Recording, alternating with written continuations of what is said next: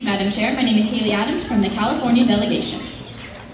Terrorists, murderers, and child molesters. These groups constitute the lowest of lows, the scum of our society. Governments are expected to protect its citizens from criminals like these. But can you imagine if they didn't? Well, this is not just a hypothetical. In fact, this obstruction of justice is actually occurring right now in the Vatican against U.S. citizens.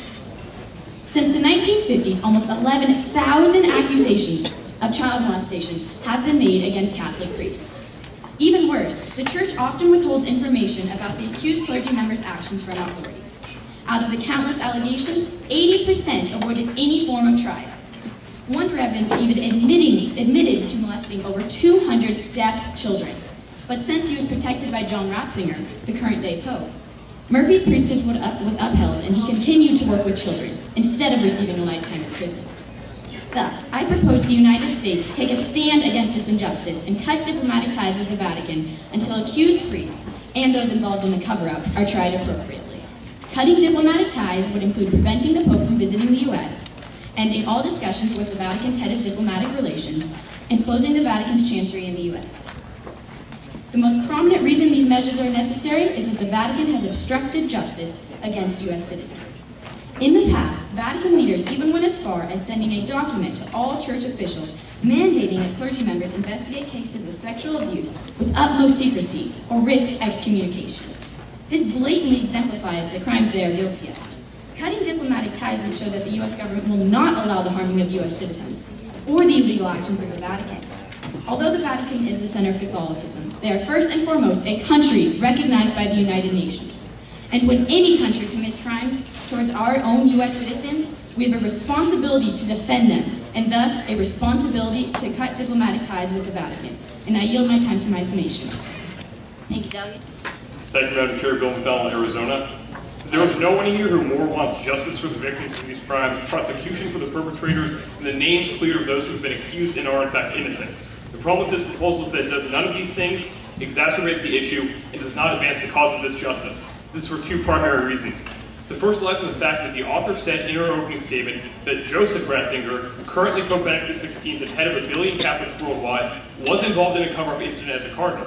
Her amendment also stipulates that the U.S. will indefinitely cut off ties with the Vatican until the perpetrators and those involved in the cover-up are prosecuted in a Vatican tribunal. This means that until Benedict XVI, the Holy Pontiff of the Catholic Church, is tried in a church court, then we're going to keep cutting off diplomatic ties with the Vatican. This is never going to happen. This means that for an indefinite period of time, the U.S. will not have any contact with the Vatican. We'll wait for a trial that will never happen, and we will alienate and antagonize 70 million American Catholics. The second reason is that her proposal calls for trials to be facilitated by Vatican tribunals. Did we let the Nazis run Nuremberg? Now, I don't mean to say that by any stretch of the imagination what these priests have done, what they're being accused of doing, is as bad as what the Nazis did, but the point is that when you have an offending party, you do not let that offending party be tried by that party's own courts. It just does not make sense.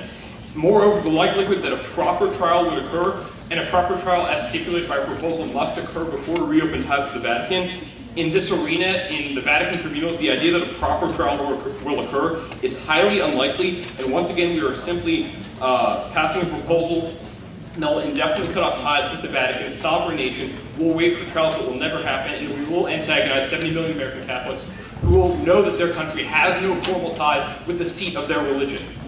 For these reasons, this proposal is not the path to justice. It is only a path to alienation and stonewalling that will solve nothing, because this alienation and stonewalling can only end when impossible conditions are met. Those conditions being the Pope himself being tried by his own religion, and Vatican tribunals trying members of their own religion in a way found proper by the United States government. Neither of these are ever going to happen, which is why this proposal must fail. Thank you. Thank you, Madam Chair. My name is Jordan Adams, and I'm from the Connecticut delegation. First, I would like to clarify something. This proposal is ending diplomatic relations with the Holy See, the government of Vatican City, and the Catholic Church, and is in no way proposing an end to Catholicism in the United States. This proposal addresses a matter of right and wrong, and I, for one, believe that a government protecting sex offenders is wrong. Reports of clergy sex abuse cases rose to public attention in the 1980s when, quote, Creman solicitationists end quote, expired. Excuse my Latin. Primus Solicitationis was a secret decree that imposed a strict oath of secrecy on the child victim, the clergyman, and any witnesses, and threatened instant banishment from the Catholic Church if they did not comply.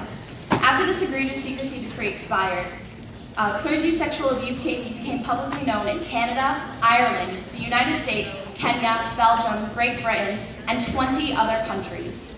From 1950 to 2002, there were 10,677 reported minor victims of sexual abuse in the United States alone. Of these minors, 23%, that's 2,453 victims, were 10 years old or younger. That is the entire population of 4 elementary schools, all sexually abused by clergymen who will more than likely never be convicted of their crimes because of the protection of the Holy See. If the U.S. was to end diplomatic relations with the Holy See, it would be excellent incentive for them to try all clergy members accused of sex scandals. This is because in order for Vatican City to remain sovereign city-state, they must maintain diplomatic relations with 177 sovereign states. They currently hold relations with 178. If any other sovereign states were to follow the United States, then Vatican City would cease to be a sovereign city-state. Thus, it would be in their own best interest to do so.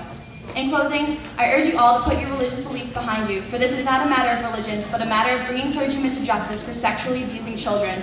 By ending diplomatic relations with the Holy See until this happens— Thank you, Delegate. Your time has elapsed.